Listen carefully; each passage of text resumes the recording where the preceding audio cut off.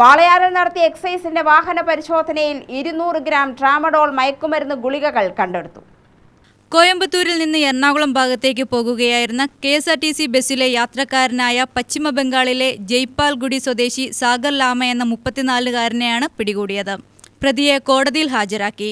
Walayar inspector Happymon, ഇൻസ്പെക്ടർമാരായ Devakumar, Shyamjith, civil excise ഓഫീസർമാരായ സുബിൻ രാജ്, വിപിൻ, അമർനാഥ് എന്നിവർ പരിശോധനയിൽ പങ്കെടുത്തു. ഇന്ന് രാവിലെയാണ് ഒരു കേസ് കണ്ടുപിടിച്ചത്. നമ്മുടെ ചെക്ക് പോസ്റ്റ് ഇൻസ്പെക്ടർ ഹാപ്പിമോനും പാർട്ടിയുമാണ് കേസ് കണ്ടെടുത്തത്. രാവിലെ ഒരു KSRTC ബസ് പരിശോധിച്ചപ്പോഴാണ് ഇത് കടത്തിക്കൊണ്ട് വന്നത് ഒരു വെസ്റ്റ് ബംഗാൾ സ്വദേശിയാണ്. ട്രമഡോൾ എന്ന് പറയുന്ന മയക്കുമരുന്ന് ഗുളികകളാണ്. 320 എണ്ണോളം ഉണ്ട്. അപ്പോൾ അത് അയാള് ബംഗ്ലാദേശ് ആസാം ബോർഡറിൽ നിന്നാണ് അത് വാങ്ങിയതെന്നാണ് മനസ്സിലാക്കാൻ കഴിഞ്ഞിട്ടുള്ളത്. അയാളെ ചോദ്യം ചെയ്തപ്പോൾ അത് അയാളെ എറണാകുളം ഭാഗത്തേക്ക് കൊണ്ടുപോവുകയാണ്. ഇത് കൂടുതലും ഈ സർജറിയെ കഴിയുന്നവർക്ക് പെയിൻ കില്ലറായിട്ടൊക്കെ യൂസ് ചെയ്യുന്ന മരുന്നാണ്. അത് മയക്കുമരുന്ന് ആയിട്ട് യൂസ് ചെയ്ത് അയാൾ സ്ഥിരമായിട്ട് ഉപയോഗിച്ച് വരുന്നുണ്ട്. മറ്റുള്ളവർക്ക് വിൽപ്പന നടത്തി വരുന്നതാണ്.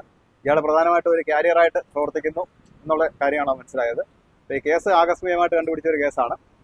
അപ്പോൾ അതിൻ്റെ തുടർ നടപടികൾ ചെയ്തു വരിക. UTV news, Palakkad.